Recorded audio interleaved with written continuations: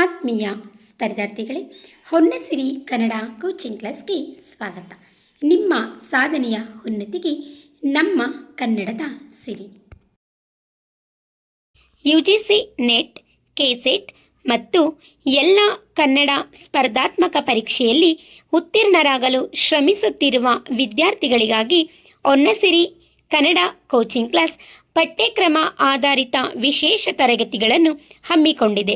ಈ ಅವಕಾಶವನ್ನು ನೀವೆಲ್ಲ ಸದುಪಯೋಗಪಡಿಸಿಕೊಂಡು ಆದಷ್ಟು ಬೇಗ ಯುಜಿಸಿ ನೆಟ್, ಕೆಸೆಟ್ ಪರೀಕ್ಷೆಗಳಲ್ಲಿ ಉತ್ತೀರ್ಣರಾಗಬೇಕು ಎಂದು ಶುಭ ಹಾರೈಸುತ್ತೇನೆ. ಕನ್ನಡ ಸಿರಿಯ ಈ ಜ್ಞಾನದ ಪಯಣದಲ್ಲಿ ನಮ್ಮ ಜೊತೆಗೂಡಲು ವಿಡಿಯೋವನ್ನು ಲೈಕ್ ಮಾಡಿ, ನಿಮ್ಮ ಸ್ನೇಹಿತರೊಂದಿಗೆ ಶೇರ್ ಮಾಡಿ. ಇಂತಹ ಮತ್ತಷ್ಟು ಉಪಯುಕ್ತ ತರಗತಿಗಳಿಗಾಗಿ ನಮ್ಮ ಚಾನಲ್ಗೆ ಈಗಲೇ ಸಬ್ಸ್ಕ್ರೈಬ್ ಆಗಿ, ಪಕ್ಕದಲ್ಲೇ ಇರುವ ಬೆಲ್ ಐಕಾನ್ ಕ್ಲಿಕ್ ಮಾಡಿ. ಧನ್ಯವಾದಗಳು. ನಿಮ್ಮ ಸಾಧನೆಯ ಹಾದಿಗೆ ನಮ್ಮ ಕನ್ನಡದ ಸಿರಿ ಹೊನ್ನಸಿರಿ ಶುಭವಾಗಲಿ. ಆತ್ಮೀಯ ಸ್ಪರ್ಧಾರ್ಥಿಗಳೇ, ನಾವು ಕಳೆದ ತರಗತಿಯಲ್ಲಿ ವಿಡಿಯೋ ಭಾಗ 1, ವಿಡಿಯೋ ಭಾಗ 2 ಇದಕ್ಕೆ ಸಂಬಂಧಿಸಿದಂತೆ ಪೊನ್ನಕವಿ ಮತ್ತು ಪೊನ್ನಕವಿಯ ಕಾವ್ಯಗಳ ಬಗ್ಗೆ ನಾವು ಕಳೆದ ತರಗತಿಗಳಲ್ಲಿ ತಿಳ್ಕೊಂಡಿದ್ದೇವೆ. ಹಾಗಾದರೆ ಪ್ರಸ್ತುತ ತರಗತಿಯಲ್ಲಿ ಭಾಗ 3 ಈ ಒಂದು ವಿಡಿಯೋದಲ್ಲಿ ಪೊನ್ನಕವಿ ಮತ್ತು ಪೊನ್ನಕವಿಯ ಕಾವ್ಯಗಳ ಬಗ್ಗೆ ಪರೀಕ್ಷೆಗಾಗಿ ಕೇಳಬಹುದಾದಂತಹ ಸಂಭವನೀಯ ಬಹು ಆಯ್ಕೆ ಪ್ರಶ್ನೋತ್ತರಗಳನ್ನು ನಾವು ಪ್ರಸ್ತುತ ತರಗತಿಯಲ್ಲಿ ನೋಡೋಣ. ನೋಡಿ, ನಾನು ಇಲ್ಲಿ ಪಟ್ಟಿ ಮಾಡಿರುವಂತಹ ಬಹು ಆಯ್ಕೆ ಪ್ರಶ್ನೋತ್ತರಗಳು ನಿಮಗೆ NET ಮತ್ತು ಕೆಸೆಟ್ ಪರೀಕ್ಷೆಗಳಲ್ಲಿ ಕೇಳಬಹುದಾದಂಥ ಸಂಭವನೀಯ ಬಹು ಆಯ್ಕೆ ಪ್ರಶ್ನೋತ್ತರಗಳು ಮಾತ್ರ, ಸರಿನಾ? ಸೊ ಇಂಪಾರ್ಟೆಂಟ್ ಕ್ವಶನ್ಸ್ಗಳಾಗಿರೋದ್ರಿಂದ ನಾನು ಇಲ್ಲಿ ಕ್ವಶನ್ಸ್ ಮತ್ತು ಆನ್ಸರ್ಗಳನ್ನ ನಾನು ಇಲ್ಲಿ ಟ್ಯಾಗ್ ಮಾಡಿದ್ದೀನಿ. ಸೊ ಈ ಒಂದು ವಿಡಿಯೋ ಕ್ಲಾಸು ಕೂಡ ನಿಮಗೆ ನೆಟ್ ಮತ್ತು ಕೆಸೆಟ್ ಪರೀಕ್ಷೆಗೆ ಬಹಳ ಉಪಯುಕ್ತವಾಗುವಂತಹ ಪ್ರಶ್ನೋತ್ತರಗಳು ಈ ಸರಣಿಯಲ್ಲಿದೆ. ದಯವಿಟ್ಟು ಯಾರು ಕೂಡ ಈ ಒಂದು ತರಗತಿಯನ್ನು ಮಿಸ್ ಮಾಡ್ಕೋಬೇಡಿ. ಈ ತರಗತಿಯನ್ನು ನೀವು ಕೇಳ್ಕೊಳ್ಳಿ, ಹಾಗೆಯೇ ಕೇಳಿ ಇದರಲ್ಲಿರುವಂಥ ಪ್ರಶ್ನೋತ್ತರಗಳನ್ನು ಮನನ ಮಾಡಿಕೊಳ್ಳಿ. ಹಾಗಾದರೆ ಇನ್ನೂ ಯಾರು ನನ್ನ ತರಗತಿಗೆ ಸಬ್ಸ್ಕ್ರೈಬ್ ಮಾಡಿಲ್ಲ ಮತ್ತು ಲೈಕ್ ಮಾಡಿಲ್ಲ, ದಯವಿಟ್ಟು ನನ್ನ ತರಗತಿಗೆ ಮೊದಲು ಲೈಕ್ ಮಾಡಿ, ಸಬ್ಸ್ಕ್ರೈಬ್ ಮಾಡಿ, ಹಾಗೆ ಬೆಲ್ ಐಕಾನ್ ಕ್ಲಿಕ್ ಮಾಡಿ. ತರಗತಿಯನ್ನು ಪ್ರಾರಂಭಿಸೋಣ. ಆತ್ಮೀಯ ಸ್ಪರ್ಧಾರ್ಥಿಗಳೇ, ಪೊನ್ನಕವಿ ಮತ್ತು ಪೊನ್ನಕವಿಯ ಕಾವ್ಯಗಳಿಗೆ ಸಂಬಂಧಿಸಿದಂತೆ ಇಲ್ಲಿ ಒಟ್ಟು 50 ಬಹು ಆಯ್ಕೆ ಪ್ರಶ್ನೋತ್ತರಗಳನ್ನು ಇಲ್ಲಿ ಪಟ್ಟಿ ಮಾಡಲಾಗಿದೆ. ಸೊ ನಾವು ಇವಾಗ ನೋಡೋಣ. ನೋಡಿ, ನಾನು ಇಲ್ಲಿ ಭಾಗ 1ರಲ್ಲಿ ಕವಿ ಪರಿಚಯ ಮತ್ತು ಆಶ್ರಯದಾತ ಇವರಿಗೆ ಸಂಬಂಧಿಸಿದಂತೆ ಕೆಲವು ಪ್ರಶ್ನೆಗಳನ್ನು ನಾನು ಇಲ್ಲಿ ಟ್ಯಾಗ್ ಮಾಡಿದ್ದೀನಿ. ಹಾಗಾದರೆ ನೋಡೋಣ. ಪ್ರಶ್ನೆ ಸಂಖ್ಯೆ 1, ಕವಿ ಪೊನ್ನನಿಗೆ ಇದ್ದಂತಹ ಪ್ರಮುಖ ಬಿರುದು ಯಾವುದು? ಆಪ್ಷನ್ ಎ ಕವಿ ಚಕ್ರವರ್ತಿ, ಆಪ್ಷನ್ ಬಿ ಉಭಯ ಕವಿ ಚಕ್ರವರ್ತಿ, ಆಪ್ಷನ್ ಸಿ ಕವಿತಾ ಗುಣಾರ್ಣವ, ಆಪ್ಷನ್ ಡಿ ಷಡ್ಭಾಷಾ ಚಕ್ರವರ್ತಿ. ಇಲ್ಲಿ ಸರಿಯಾದಂಥ ಉತ್ತರ ಯಾವುದು? ಆಪ್ಷನ್ ಬಿ ಉಭಯ ಕವಿ ಚಕ್ರವರ್ತಿ, ಸರಿನಾ? ಪ್ರಶ್ನೆ ಸಂಖ್ಯೆ 2, ಕವಿತಾ ಗುಣಾರ್ಣವ ಅಂತ ಪಂಪನನ್ನು ಕರೀತಾರೆ. ಓಕೆ, ಇದು ನೆನಪಿರಬೇಕು. ಪ್ರಶ್ನೆ ಸಂಖ್ಯೆ 2, ಪೊನ್ನನಿಗೆ ಉಭಯ ಕವಿ ಚಕ್ರವರ್ತಿ ಎಂಬ ಬಿರುದನ್ನು ನೀಡಿದ ರಾಜ ಯಾರು? ಆಪ್ಷನ್ ಎ ರಾಷ್ಟ್ರಕೂಟ ಮುಮ್ಮಡಿ ಕೃಷ್ಣ ಅಂದರೆ ಮೂರನೇ Krishna, option B Rashtrakuta Amoghavarsha Nrupatunga, option C Chalukya Tailapa, option D Ganga Rachamalla. ಇದಕ್ಕೆ ಸರಿಯಾದಂಥ ಉತ್ತರ ಯಾವುದು ಅಂತ ಗೆಸ್ ಮಾಡ್ತಾ ಇದ್ದೀರಾ? ಯಾವುದು? ಆಪ್ಷನ್ ಎ ರಾಷ್ಟ್ರಕೂಟ ಮುಮ್ಮಡಿ ಕೃಷ್ಣ, ಮೂರನೇ ಕೃಷ್ಣ. ಪ್ರಶ್ನೆ ಸಂಖ್ಯೆ 3, ಪೊನ್ನಕವಿ ಯಾವ ಶತಮಾನಕ್ಕೆ ಸೇರಿದವನು? ಆಪ್ಷನ್ ಎ ಕ್ರಿಸ್ತಶಕ 9ನೇ ಶತಮಾನ, ಆಪ್ಷನ್ ಬಿ ಕ್ರಿಸ್ತಶಕ 10ನೇ ಶತಮಾನ, ಆಪ್ಷನ್ ಸಿ ಕ್ರಿಸ್ತಶಕ 11ನೇ ಶತಮಾನ, ಆಪ್ಷನ್ ಡಿ ಕ್ರಿಸ್ತಶಕ 12ನೇ ಶತಮಾನ. ಇದಕ್ಕೆ ಸರಿಯಾದಂಥ ಉತ್ತರ ಯಾವುದು? ನಿಮಗೆಲ್ಲ ಗೊತ್ತು. ಆಪ್ಷನ್ ಬಿ ಕ್ರಿಸ್ತಶಕ 10ನೇ ಶತಮಾನ. ಸುಮಾರು ಅಂತ ಅಲ್ಲಿ ಕೊಡ್ತಾ ಇರೋದು, ಓಕೆನಾ? ಸುಮಾರು ಕ್ರಿಸ್ತಶಕ 950. ಪ್ರಶ್ನೆ ಸಂಖ್ಯೆ 3, ಕನ್ನಡ ಸಾಹಿತ್ಯ ಚರಿತ್ರೆಯಲ್ಲಿ ಪೊನ್ನನನ್ನು ಯಾರೆಂದು ಕರೆಯಲಾಗಿದೆ? ಆಪ್ಷನ್ ಎ ಆದಿಕವಿ, ಆಪ್ಷನ್ ಬಿ ರತ್ನಾತ್ರಯರಲ್ಲಿ ಒಬ್ಬರು, ಆಪ್ಷನ್ ಸಿ ಯುಗದ ಕವಿ, ಆಪ್ಷನ್ ಸಿ ಡಿ ಕ್ರಾಂತಿಕವಿ. ಇದಕ್ಕೆ ಸರಿಯಾದಂಥ ಉತ್ತರ ನಮಗೆಲ್ಲರಿಗೂ ಗೊತ್ತು. ಆಪ್ಷನ್ ಬಿ ರತ್ನಾತ್ರಯರಲ್ಲಿ ಒಬ್ಬರು. ರತ್ನಾತ್ರಯರು ಯಾರ್ಯಾರು? ಪಂಪ, ಪೊನ್ನ, ಅರನ್ನ, ಸರಿನಾ? ಹಾಗೆ ಕವಿ ಚಕ್ರವರ್ತಿಗಳು ಪೊನ್ನ ರನ್ನ ಜನ್ನ. ಪಂಪನಿಗೆ ಕವಿ ಚಕ್ರವರ್ತಿ ಎನ್ನುವಂತಹ ಬಿರುದು ಬರಲಿಲ್ಲ, ನೀವು ನೆನ್ಪಿಟ್ಕೊಬೇಕು. ಯಾಕೆ ಅಂತಂದರೆ ಪಂಪನ ರಾಜ ಅರಿಕೇಸರಿ ಒಬ್ಬ ಸಾಮಂತ ಅರಸನಾಗಿದ್ದ, ಅದರಿಂದ ಸರಿನಾ. ಅದರಿಂದ ಪಂಪನಿಗೆ ಕವಿ ಚಕ್ರವರ್ತಿ ಎನ್ನುವಂತಹ ಒಂದು ಬಿರುದು ಸಿಗಲಿಲ್ಲ. ಮುಂದೆ ನೋಡೋಣ. ಪ್ರಶ್ನೆ ಸಂಖ್ಯೆ 5. ಪೊನ್ನ ಕವಿಯ ಜನ್ಮಸ್ಥಳ ಅಥವಾ ಮೂಲ ಸ್ಥಳ ಯಾವುದು? Option A Puligere, option B Vengi ಮಂಡಲದ ಪುಂಗನೂರು ಅಥವಾ Kammanadu, option C Muduholalu, option D Shravanabelagola. ಇದಕ್ಕೆ ಸರಿಯಾದಂಥ ಉತ್ತರ ನಿಮಗೆಲ್ಲ ಗೊತ್ತು, ನೀವೆಲ್ಲ ಆಲ್ರೆಡಿ ಕ್ಲಾಸ್ನ ಕೇಳಿದ್ದೀರಾ. ಸೊ ಆನ್ಸರ್ ಯಾವುದಾಗ್ಬೋದು? ಆಪ್ಷನ್ ಬಿ ವೆಂಗಿ ಮಂಡಲದ ಪುಂಗನೂರು ಅಥವಾ ಕಮ್ಮನಾಡು, ಸರಿನಾ. ಪ್ರಶ್ನೆ ಸಂಖ್ಯೆ 6.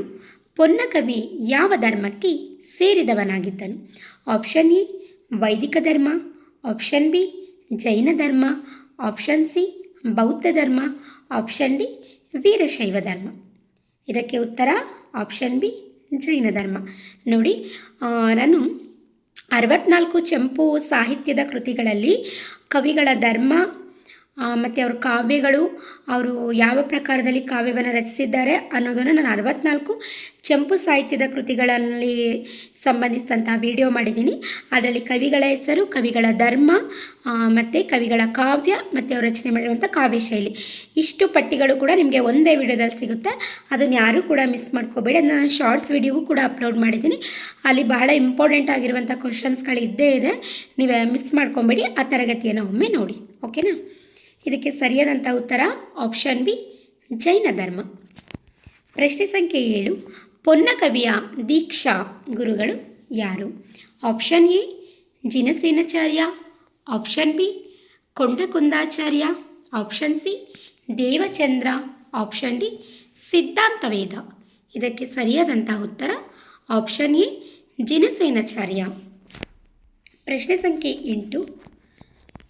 ಇದರಲ್ಲಿ ನಾವು ಶಾಂತಿ ಪುರಾಣ ಈ ಕಾವ್ಯಕ್ಕೆ ಸಂಬಂಧಿಸಿದಂಥ ಪ್ರಶ್ನೆಗಳನ್ನು ನೋಡೋಣ, ಓಕೆನಾ. ಈಗ ಆಲ್ರೆಡಿ ನಾವೇನು ನೋಡಿದ್ವಿ, ಪಂಪಕವಿ ಮತ್ತು ಪಂಪಕವಿಯ ಆಶ್ರಯದಾತ ಬಗ್ಗೆ ನೋಡಿದ್ವಿ. ಈಗ ಭಾಗ 2ರಲ್ಲಿ ಶಾಂತಿ ಪುರಾಣ ಕಾವ್ಯದ ಕುರಿತು ನಾವು ಕೆಲವು ಬಹು ಆಯ್ಕೆ ಪ್ರಶ್ನೋತ್ತರಗಳನ್ನು ನಾವು ನೋಡೋಣ. ಪೊನ್ನನಿಗೆ ಅಪಾರ ಕೀರ್ತಿ ತಂದುಕೊಟ್ಟ ಜೈನ ಧರ್ಮದ ಪ್ರಮುಖ ಧಾರ್ಮಿಕ ಕಾವ್ಯ ಯಾವುದು? Option A Adipurana, option B Ajitanatha Purana, option C Shanti Purana, option D Mallinatha ಪುರಾಣ. ಇದಕ್ಕೆ ಸರಿಯಾದಂಥ ಉತ್ತರ ಯಾವುದು ಅಂತ ಗೆಸ್ ಮಾಡ್ತೀರಾ? ಆಪ್ಷನ್ ಎ, ಆಪ್ಷನ್ ಬಿ ಯಾವುದು? ಆಪ್ಷನ್ ಸಿ ಶಾಂತಿ ಪುರಾಣ ಇದಕ್ಕೆ ಸರಿಯಾದಂಥ ಉತ್ತರ. ಪ್ರಶ್ನೆ ಸಂಖ್ಯೆ 9. ಶಾಂತಿ ಪುರಾಣ ಕಾವ್ಯವು ಜೈನ ಧರ್ಮದ ಎಷ್ಟನೇ ತೀರ್ಥಂಕರರ ಚರಿತ್ರೆಯನ್ನು ಒಳಗೊಂಡಿದೆ ಅಥವಾ ಹೇಳುತ್ತದೆ? ಆಪ್ಷನ್ ಎ 10ನೇ ತೀರ್ಥಂಕರ, ಆಪ್ಷನ್ ಬಿ 12ನೇ ತೀರ್ಥಂಕರ, ಆಪ್ಷನ್ ಸಿ 16ನೇ ತೀರ್ಥಂಕರ, ಆಪ್ಷನ್ ಡಿ 24ನೇ ತೀರ್ಥಂಕರ. ಇದಕ್ಕೆ ಸರಿಯಾದಂಥ ಉತ್ತರ ಶಾಂತಿ ಪುರಾಣದಲ್ಲಿ ಬರುವಂತಹ ಜೈನ ಧರ್ಮದ ತೀರ್ಥಂಕರ 16ನೇ ತೀರ್ಥಂಕರ. ಯಾರು? ಶಾಂತಿನಾಥ ತೀರ್ಥಂಕರ, ಸರಿನಾ. ಇದು ಬಹಳ ಇಂಪಾರ್ಟೆಂಟು, ನಿಮಗೆ ನೆನಪಿರಬೇಕು. ಪ್ರಶ್ನೆ ಸಂಖ್ಯೆ 10. ಪೊನ್ನನ ಶಾಂತಿ ಪುರಾಣ ಕಾವ್ಯಕ್ಕೆ ಇರುವ ಮತ್ತೊಂದು ಪ್ರಸಿದ್ಧ ಹೆಸರೇನು? ಆಪ್ಷನ್ ಎ ಪುರಾಣ ನಾಮಾವಳಿ, ಆಪ್ಷನ್ ಬಿ ಚತುರ್ಗತಿ ಪ್ರದೀಪಿಕಾ, ಆಪ್ಷನ್ ಸಿ ಸಮಸ್ತ ಪುರಾಣ, ಆಪ್ಷನ್ ಡಿ ಪುರಾಣ ತಿಲಕ. ಇದಕ್ಕೆ ಸರಿಯಾದಂಥ ಉತ್ತರ ಆಪ್ಷನ್ ಡಿ ಪುರಾಣ ತಿಲಕ. ಶಾಂತಿ ಪುರಾಣಕ್ಕೆ ಇರುವಂತಹ ಮತ್ತೊಂದು ಹೆಸರು ಯಾವುದು? ಪುರಾಣ ತಿಲಕ. ಮುಂದೆ ನೋಡೋಣ. ಪ್ರಶ್ನೆ ಸಂಖ್ಯೆ 11. ಶಾಂತಿ ಪುರಾಣ ಕಾವ್ಯವು ಯಾವ ಸಾಹಿತ್ಯ ರೂಪದಲ್ಲಿದೆ? ಆಪ್ಷನ್ ಎ ವಚನ ಕಾವ್ಯ, ಆಪ್ಷನ್ ಬಿ ರಗಳೆ ಸಾಹಿತ್ಯ, ಆಪ್ಷನ್ ಸಿ ಚೆಂಪು ಕಾವ್ಯ, ಆಪ್ಷನ್ ಡಿ ಸಾಂಗತ್ಯ. ಇದಕ್ಕೆ ಸರಿಯಾದಂಥ ಉತ್ತರ ಆಪ್ಷನ್ ಸಿ ಚೆಂಪು ಕಾವ್ಯ. ಗದ್ಯ ಮತ್ತು ಪದ್ಯ ಮಿಶ್ರಣದಲ್ಲಿ ರಚನೆಯಾಗಿದ್ದರೆ ಅದನ್ನು ಚಂಪು ಅಂತ ಕರೀತಾರೆ. ಪ್ರಶ್ನೆ ಸಂಖ್ಯೆ 12. ಪೊನ್ನನ ಶಾಂತಿ ಪುರಾಣ ಕಾವ್ಯದಲ್ಲಿ ಒಟ್ಟು ಎಷ್ಟು ಆಶ್ವಾಸಗಳಿವೆ?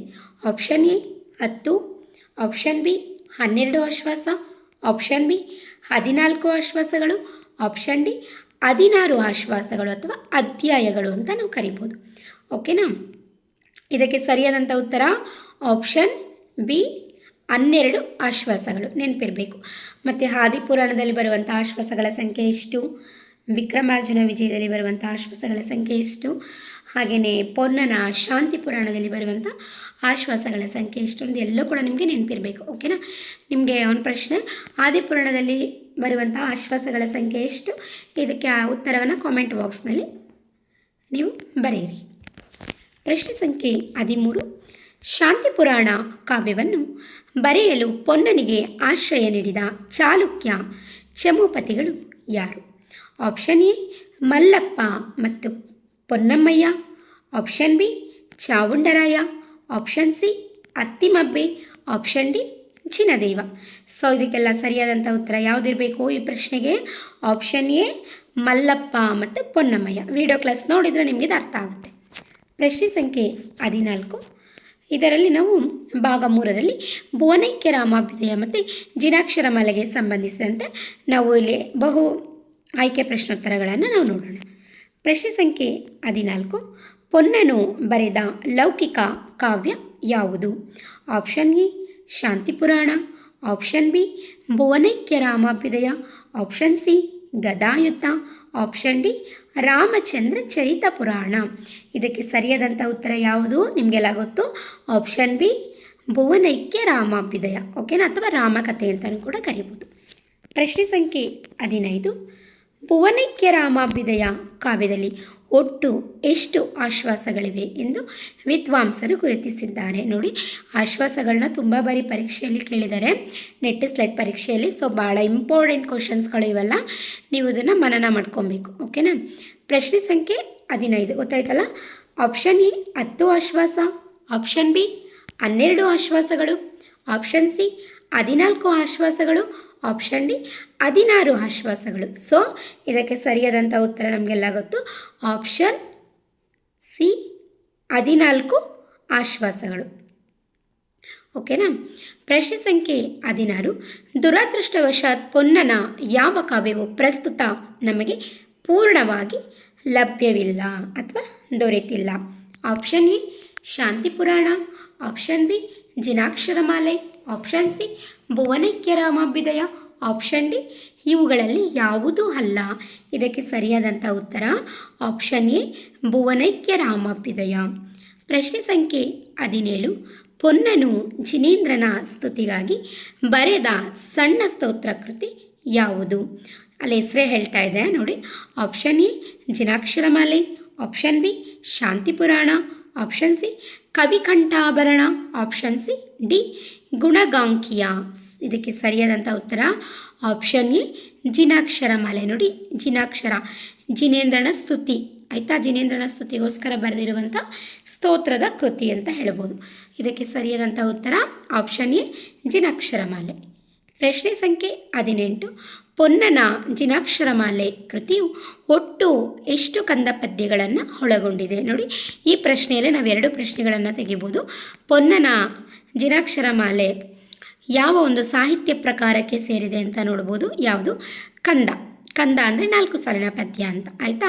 ಇಲ್ಲಿ ಕೇಳಿರೋದು ಪೊನ್ನನ ಜಿನಾಕ್ಷರಮಾಲೆ ಕೃತಿಯು ಒಟ್ಟು ಎಷ್ಟು ಕಂದ ಪದ್ಯಗಳನ್ನು ಒಳಗೊಂಡಿದೆ? Option A 25, option B 39, option C 50, option D 108. ಎಷ್ಟು? ನೀವೆಲ್ಲ ಓದಿದ್ದೀರಾ, ವಿಡಿಯೋ ನೋಡಿದ್ದೀರಾ ಅಂತ ಅಂದ್ಕೊಂಡಿದ್ದೀನಿ.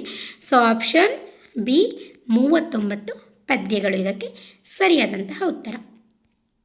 ಪ್ರಶ್ನೆ ಸಂಖ್ಯೆ 19 ನೋಡಿ, ಭಾಗ 4 ಕಾವ್ಯ ಮೀಮಾಂಸೆ ಮತ್ತು ವಿಮರ್ಶಾತ್ಮಕ ಪ್ರಶ್ನೆಗಳನ್ನು ಇಲ್ಲಿ ಟ್ಯಾಗ್ ಮಾಡಲಾಗಿದೆ, ನೋಡ್ಕೊಳ್ಳಿ. ಪ್ರಶ್ನೆ ಸಂಖ್ಯೆ 19.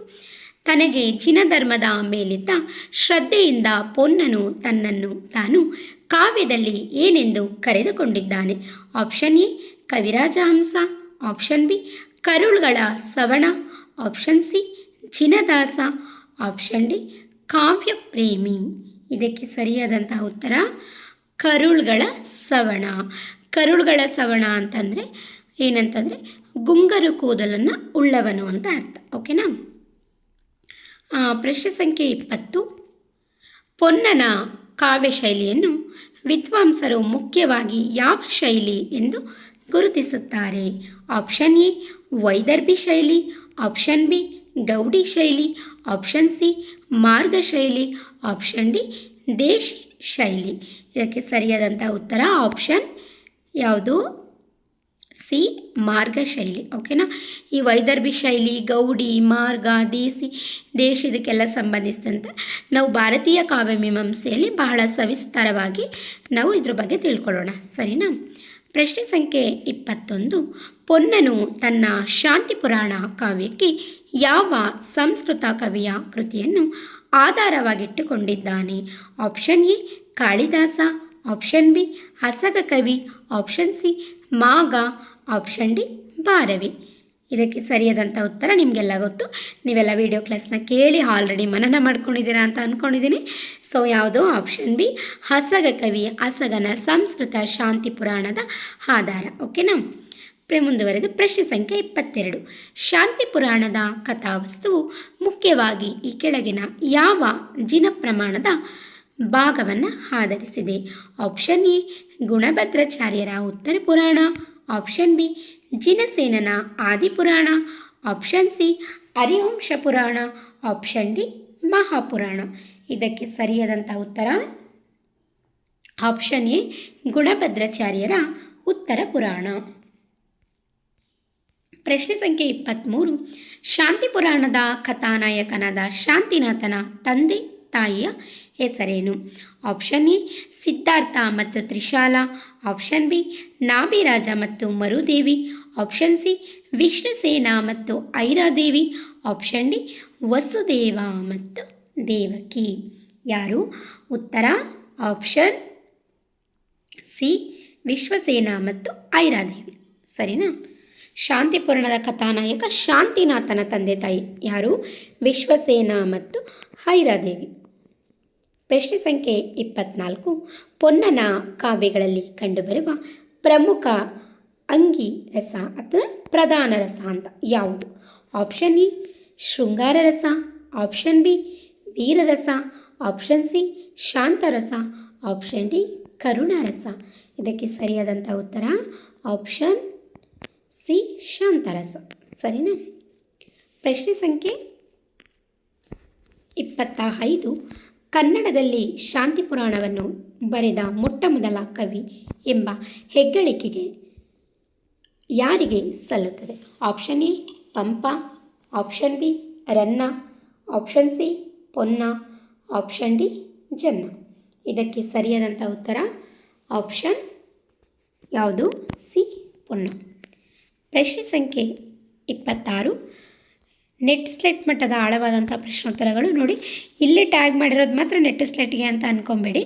ಎಲ್ಲ ಪ್ರಶ್ನೆಗಳು ಕೂಡ ನೆಟ್ ಸ್ಲೆಟ್ ಪರೀಕ್ಷೆಗೆ ಬಹಳ ಸಂಭವನೀಯ ಬಹು ಆಯ್ಕೆ ಪ್ರಶ್ನೋತ್ತರಗಳು ಅಂತಲೇ ಹೇಳ್ಬೋದು. ಸೊ ಇದೇನೆಂದರೆ ಸ್ವಲ್ಪ ಆಳವಾದಂಥ ಪ್ರಶ್ನೋತ್ತರಗಳು. ಸರಿನಾ.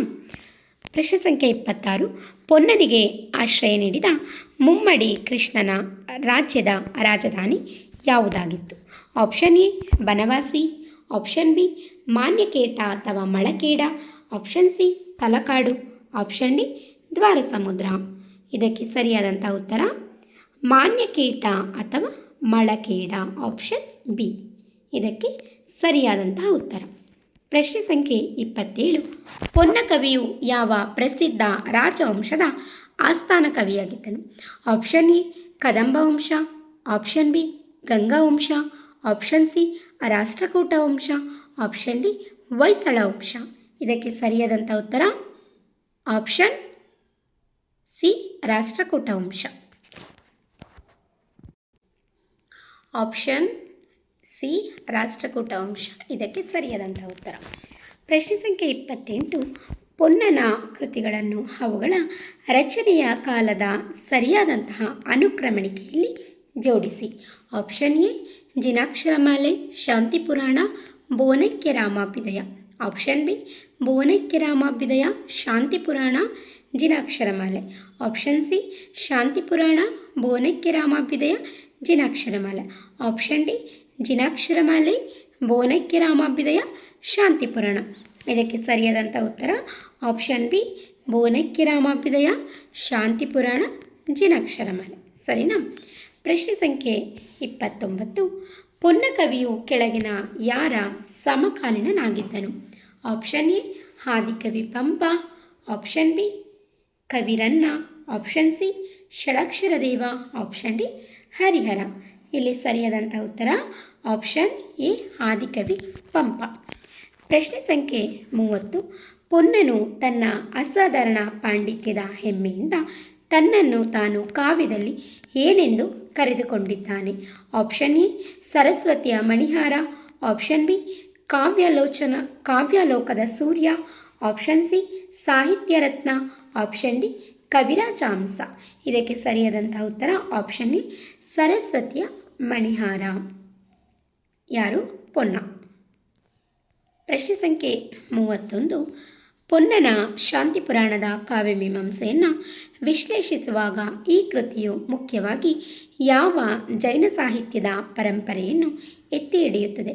ಆಪ್ಷನ್ ಎ ಪ್ರಥಮಾನುಯೋಗ ಪರಂಪರೆ, ಆಪ್ಷನ್ ಬಿ ಚರಣಾನುಯೋಗ ಪರಂಪರೆ, ಆಪ್ಷನ್ ಸಿ ಕರ್ಣಾನುಯೋಗ ಪರಂಪರೆ, ಆಪ್ಷನ್ ಡಿ ದ್ರವ್ಯಾನುಯೋಗ ಪರಂಪರೆ. ಇದಕ್ಕೆ ಸರಿಯಾದಂಥ ಉತ್ತರ ಆಪ್ಷನ್ ಎ ಪ್ರಥಮಾನುಯೋಗ ಪರಂಪರೆ. ಅಂದರೆ ಜೈನಾಚಾರ್ಯರ ಹಾಗೂ ಪುರಾಣ ಪುರುಷರ ಚರಿತ್ರೆಗಳನ್ನು ಹೇಳುವಂತಹ ಒಂದು ಪರಂಪರೆ ಅಂತ ನಾವಿಲ್ಲಿ ನೋಡ್ಬೋದು. ಮುಂದುವರೆದು ಪ್ರಶ್ನೆ ಸಂಖ್ಯೆ 32. ಪೊನ್ನ ಕವಿಯ ಸಮಕಾಲೀನನಾಗಿದ್ದ ಸಂಸ್ಕೃತದಲ್ಲಿ ಪ್ರಸಿದ್ಧ ಶಾಂತಿ ಪುರಾಣವನ್ನು ಚಂಪು ಶೈಲಿಯಲ್ಲಿ ರಚಿಸಿದ ಮತ್ತೊಬ್ಬ ಜೈನ ಕವಿ ಯಾರು? Option A Haribhadra Suri, option B Hasaga ಕವಿ, option C Virasenacharya, option D Ravikirti. ಇದಕ್ಕೆ ಸರಿಯಾದಂಥ ಉತ್ತರ ಆಪ್ಷನ್ ಬಿ ಹಸಗ ಕವಿ. ಪ್ರಶ್ನೆ ಸಂಖ್ಯೆ 33. ಪೊನ್ನನ ಕಾವ್ಯದಲ್ಲಿ ಶಬ್ದಾಡಂಬರ ಹೆಚ್ಚಾಗಿದ್ದರೂ ಆತನ ಪಾಂಡಿತ್ಯ ಮತ್ತು ಕಾವ್ಯಬಂಧ ಶ್ಲಾಘನೀಯ ಎಂದು ವಿಮರ್ಶಿಸಿದ ಹಳಗನ್ನಡ ಸಾಹಿತ್ಯದ ಪ್ರಸಿದ್ಧ ಆಧುನಿಕ ವಿದ್ವಾಂಸರು ಯಾರು? Option A B M Srikantaiah, option B D L Narasimhachar, option C Muliya Thimmappayya, option D R Narasimhachar. ಇದಕ್ಕೆ ಸರಿಯಾದಂಥ ಉತ್ತರ ಆಪ್ಷನ್ ಡಿ ಆರ್ ನರಸಿಂಹಾಚಾರ್ ಅವರ ಕೃತಿ ಕರ್ನಾಟಕ ಕವಿಚರಿತೆ ಎಂಬಂಥ ಕೃತಿಯಲ್ಲಿ. ಮುಂದುವರೆದು ಪ್ರಶ್ನೆ ಸಂಖ್ಯೆ 34. ಪೊನ್ನನು ತನ್ನ ಶಾಂತಿ ಪುರಾಣದ ಕೊನೆಯಲ್ಲಿ ಕಾವ್ಯದ ಮಹತ್ವವನ್ನು ಸಾರುತ್ತಾ ತನ್ನ ಕೃತಿಯನ್ನು ಯಾವುದಕ್ಕೆ ಹೋಲಿಸಿದ್ದಾನೆ? Option A ಜಿನೇಂದ್ರನ Bhavya Bhavan, option B ಮುಕ್ತಿಯ ಕನ್ನಡಿ, ಆಪ್ಷನ್ ಸಿ ಸಂಸಾರ ಸಾಗರವನ್ನು ದಾಟಿಸುವ ನಾವೆ, ಆಪ್ಷನ್ ಡಿ ಧರ್ಮದ ಜ್ಯೋತಿ. ಇದಕ್ಕೆ ಸರಿಯಾದಂಥ ಉತ್ತರ ಆಪ್ಷನ್ ಬಿ ಮುಕ್ತಿಯ ಕನ್ನಡಿ. ಸರಿನಾ? ಪ್ರಶ್ನೆ ಸಂಖ್ಯೆ 35. ಪೊನ್ನನ ಲೌಕಿಕ ಕಾವ್ಯವಾದ ಭುವನೈಕ್ಯ ರಾಮಾಭ್ಯುದಯದಲ್ಲಿ ರಾಷ್ಟ್ರಕೂಟ ಮುಮ್ಮಡಿ ಕೃಷ್ಣನ ಯಾವ ಪ್ರಸಿದ್ಧ ಐತಿಹಾಸಿಕ ಯುದ್ಧದ ವರ್ಣನೆ ಇತ್ತೆಂದು ವಿದ್ವಾಂಸರು ಊಹಿಸಿದ್ದಾರೆ? ಆಪ್ಷನ್ ಎ ತಕ್ಕೋಳಂ ಯುದ್ಧ, ಆಪ್ಷನ್ ಬಿ ನರ್ಮದಾ ನದಿ ತೀರದ ಯುದ್ಧ, ಆಪ್ಷನ್ ಸಿ ಮಾನ್ಯಕೇಟದ ಮುತ್ತಿಗೆ, ಆಪ್ಷನ್ ಡಿ ವೆಂಗಿ ದೇಶದ ದಂಡಯಾತ್ರೆ. ಇದಕ್ಕೆ ಸರಿಯಾದಂಥ ಉತ್ತರ ಆಪ್ಷನ್ ಎ ತಕ್ಕೋಳಂ ಯುದ್ಧ, ಚೋಳ ರಾಜಾದಿತ್ಯನ ವಿರುದ್ಧದ ಯುದ್ಧ. ಪ್ರಶ್ನೆ ಸಂಖ್ಯೆ 36. ಪೊನ್ನ ಕವಿಯ ಜಿನಾಕ್ಷರಮಾಲೆ ಸ್ತೋತ್ರ ಈ ಕೃತಿಯು ಯಾವ ವಿಶಿಷ್ಟ ಹಳಗನ್ನಡ ಛಂದಸ್ಸಿನ ರೂಪದಲ್ಲಿದೆ?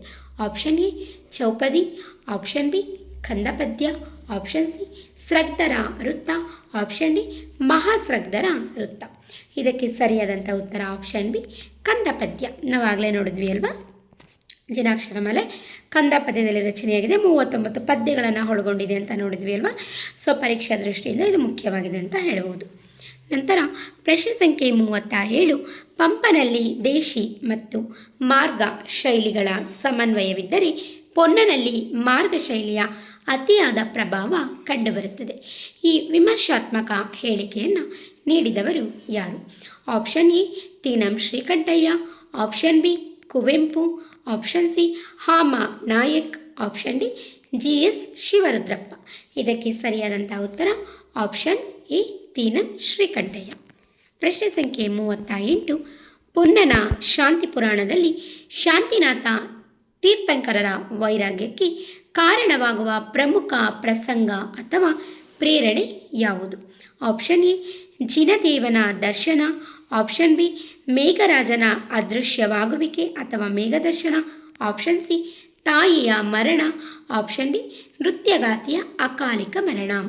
ಇದಕ್ಕೆ ಸರಿಯಾದಂತಹ ಉತ್ತರ ಆಪ್ಷನ್ ಬಿ ಅಂದರೆ ಯಾವುದು? ಮೇಘರಾಜನ ಅದೃಶ್ಯವಾಗುವಿಕೆ ಅಥವಾ ಮೇಘದರ್ಶನ. ಸರಿನಾ?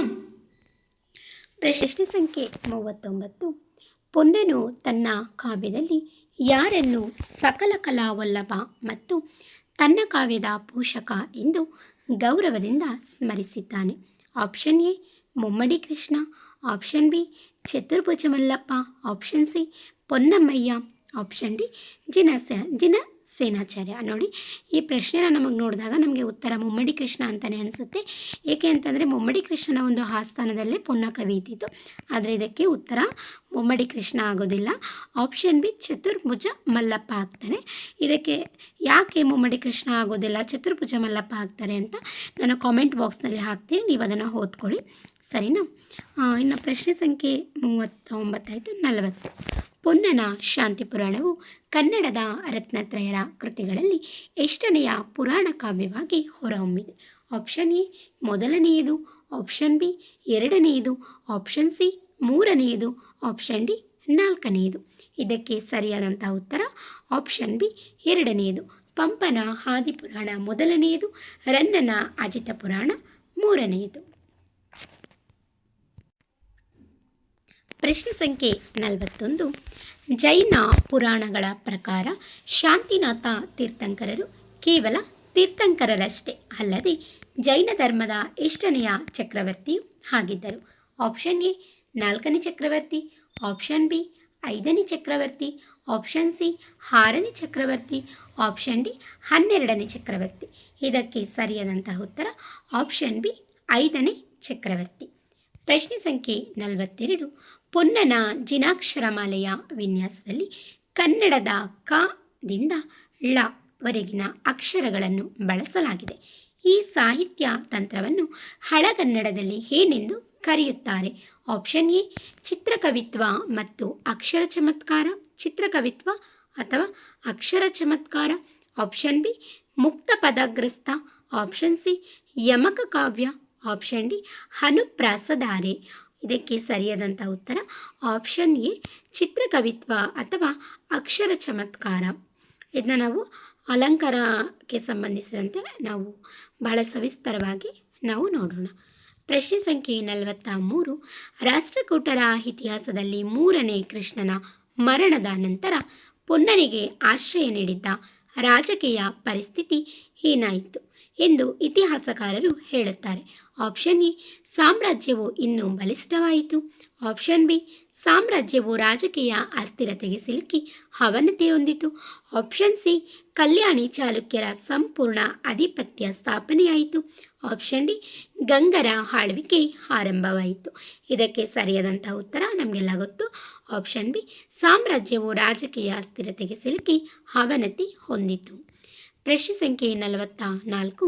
ಪೊನ್ನನು ತನ್ನ ಶಾಂತಿ ಪುರಾಣ ಕಾವ್ಯವನ್ನು ಬರೆಯುವಾಗ ಯಾವ ಗುಣ ಅಥವಾ ಕಾವ್ಯ ಮಾರ್ಗಕ್ಕೆ ಅತಿಯಾದ ಪ್ರಾಮುಖ್ಯತೆ ನೀಡಿದ್ದಾನೆ? ಆಪ್ಷನ್ ಎ ಓಚೋ ಗುಣ, ಆಪ್ಷನ್ ಬಿ ಪ್ರಸಾದ ಗುಣ, ಆಪ್ಷನ್ ಸಿ ಮಾಧುರ್ಯ ಗುಣ, ಆಪ್ಷನ್ ಡಿ ಸುಕುಮಾರ ಗುಣ. ಇದಕ್ಕೆ ಸರಿಯಾದಂಥ ಉತ್ತರ ಆಪ್ಷನ್ ಎ ಓಚೋ ಗುಣ. ಸಂಸ್ಕೃತ ಭೂಯಿಷ್ಠವಾದ ಗಂಭೀರ ಶೈಲಿ ಯಾವುದು? ಓಚೋ ಗುಣ ಅಂತ ಅನ್ನೋದು. ಇನ್ನು ಪ್ರಶ್ನೆ ಸಂಖ್ಯೆ 45. ಪೊನ್ನನ ಶಾಂತಿ ಪುರಾಣದ ಕಥಾ ನಾಯಕನಾದ ಶಾಂತಿನಾಥನು ಯಾವ ವಂಶಕ್ಕೆ ಸೇರಿದ ರಾಜನಾಗಿದ್ದನು? ಆಪ್ಷನ್ ಎ ಇಕ್ಷ್ವಾಕು ವಂಶ, ಆಪ್ಷನ್ ಬಿ ಕುರು ವಂಶ, option C Harivamsha, option D Yaduvamsha. ಇದಕ್ಕೆ ಸರಿಯಾದಂಥ ಉತ್ತರ ಇಕ್ಷ್ವಾಕು ವಂಶ. ಪ್ರಶ್ನೆ ಸಂಖ್ಯೆ 46. ಪೊನ್ನನ ಸಮಕಾಲೀನನಾಗಿದ್ದ ಆದಿಕವಿ ಪಂಪನು ಯಾರ ಆಸ್ಥಾನದಲ್ಲಿದ್ದನು? ಅದೇ ಕಾಲಕ್ಕೆ ಪೊನ್ನನು ರಾಷ್ಟ್ರಕೂಟರ ಆಸ್ಥಾನದಲ್ಲಿದ್ದನು. ಪಂಪನ ಆಶ್ರಯದಾತ ಯಾರು ಹಾಗತ್ತೆ? Option A Mummadi Krishna, option B Immadi Harikesari, option C Kaviraja Marga, option D ಹಿಮ್ಮಡಿ Pulakeshi. ಇದಕ್ಕೆ ಸರಿಯಾದಂಥ ಉತ್ತರ ನಮಗೆಲ್ಲ ಗೊತ್ತು, ಹಿಮ್ಮಡಿ ಹರಿಕೇಸರಿ ವೇಮುಲವಾಡದ ಚಾಲುಕ್ಯ ದೊರೆ. ಇನ್ನು ಪ್ರಶ್ನೆ ಸಂಖ್ಯೆ 47. ಪೊನ್ನನ ಕಾಲದಲ್ಲಿ ಬರುವ ಭವಾವಳಿ ವರ್ಣನೆಗಳು ಮುಖ್ಯವಾಗಿ ಯಾವುದನ್ನು ಪ್ರತಿಪಾದಿಸುತ್ತವೆ? ಆಪ್ಷನ್ ಎ ರಾಜನ ದಿಗ್ವಿಜಯಗಳು, ಆಪ್ಷನ್ ಬಿ ಆತ್ಮದ ವಿವಿಧ ಜನ್ಮಗಳ ವಿಕಾಸ ಮತ್ತು ಮುಕ್ತಿ ಪಯಣ, ಆಪ್ಷನ್ ಸಿ ಪ್ರಕೃತಿಯ ವೈಭವ, ಆಪ್ಷನ್ ಡಿ ಲೌಕಿಕ ಸುಖಗಳು. ಇದಕ್ಕೆ ಸರಿಯಾದಂಥ ಉತ್ತರ ಆಪ್ಷನ್ ಬಿ ಆತ್ಮದ ವಿವಿಧ ಜನ್ಮಗಳ ವಿಕಾಸ ಮತ್ತು ಮುಕ್ತಿ ಪಯಣ, ಜೈನ ಧರ್ಮದ ಪುನರ್ಜನ್ಮ ಸಿದ್ಧಾಂತ. ಸರಿನಾ? ಪ್ರಶ್ನೆ ಸಂಖ್ಯೆ 48. ಪೊನ್ನನ ಶಾಂತಿ ಪುರಾಣ ಕಾವ್ಯವನ್ನು ಮೊಟ್ಟ ಮೊದಲಿಗೆ ಆಧುನಿಕ ಕಾಲದಲ್ಲಿ ಶಾಸ್ತ್ರೀಯವಾಗಿ ಸಂಪಾದಿಸಿ ಅಚ್ಚು ಹಾಕಿದವರು ಯಾರು ಅಂತ ಕೇಳಿದರೆ, option A B M Srikantaiah, option B Venkataraya ಮತ್ತು ಕೋಪರ್ಕರ್, ಆಪ್ಷನ್ ಸಿ ಕನ್ನಡ ಸಾಹಿತ್ಯ ಪರಿಷತ್ತು, ಆಪ್ಷನ್ ಡಿ ಆರ್ ನರಸಿಂಹಾಚಾರ್. ನೋಡಿ, ಇದಕ್ಕೆ ಕನ್ಫ್ಯೂಸ್ ಮಾಡ್ಕೊಂಬೇಡಿ. ಪೊನ್ನನ ಶಾಂತಿ ಪುರಾಣ ಕಾವ್ಯವನ್ನು ಮೊಟ್ಟ ಮೊದಲಿಗೆ ಆಧುನಿಕ ಕಾಲದಲ್ಲಿ ಶಾಸ್ತ್ರೀಯವಾಗಿ ಸಂಪಾದಿಸಿ ಅಚ್ಚು ಹಾಕಿದವರು ಯಾರು ಅಂತ ಕೇಳಿದರೆ, ಇದಕ್ಕೆ ವಿದ್ಯಾಶಂಕರ್ ಅವರು ಕೂಡ ಬರ್ತಾರೆ. ಆದರೆ ಇಲ್ಲಿ ಕೇಳಿರೋದು ಈ ಕಾವ್ಯವನ್ನು ಮೊಟ್ಟ ಮೊದಲಿಗೆ ಆಧುನಿಕ ಕಾಲದಲ್ಲಿ ಶಾಸ್ತ್ರೀಯವಾಗಿ ಸಂಪಾದಿಸಿದವರು ಯಾರು ಅಂತ ಇಲ್ಲಿ ನೋಡೋದಾದರೆ ವೆಂಕಟರಾಯ ಮತ್ತು ಕೋಪರ್ಕರ್. ಇದಕ್ಕೆ ನಿಮ್ಮಲ್ಲಿ ಯಾವುದೇ ರೀತಿಯಾದಂತಹ ಒಂದು ಕನ್ಫ್ಯೂಸ್ ಇರ್ಬೋದು, ಗೊಂದಲ ಇರ್ಬೋದು, ಇದಕ್ಕೆ ಸರಿಯಾದಂತಹ ಒಂದು ಸ್ಪಷ್ಟೀಕರಣವನ್ನು ನಾನು ಕಾಮೆಂಟ್ ಬಾಕ್ಸ್ನಲ್ಲಿ ಹಾಕಿರ್ತೀನಿ, ನೀವು ಓದಿ ಅರ್ಥ ಮಾಡ್ಕೊಳ್ಳಿ. ಸೊ ಇದಕ್ಕೆ ಸರಿಯಾದಂಥ ಉತ್ತರ ಆಪ್ಷನ್ ಬಿ ವೆಂಕಟರಾಯ ಮತ್ತು ಕೋಪರ್ಕರ್ 1895ರಲ್ಲಿ. ಸರಿನಾ? ಪ್ರಶ್ನೆ ಸಂಖ್ಯೆ 49. ಪೊನ್ನನಿಗೆ ಉಭಯ ಚಕ್ರವರ್ತಿ ಎಂಬ ಬಿರುದು ಬರಲು ಆತನು ಬರೆದ ಸಂಸ್ಕೃತ ಕೃತಿಗಳು ಕಾರಣವೆನ್ನಲಾಗಿದೆ. ಆದರೆ ಆತನ ಯಾವ ಸಂಸ್ಕೃತ ಕೃತಿಗಳು ಪ್ರಸ್ತುತ ನಮಗೆ ಲಭ್ಯವಿಲ್ಲ?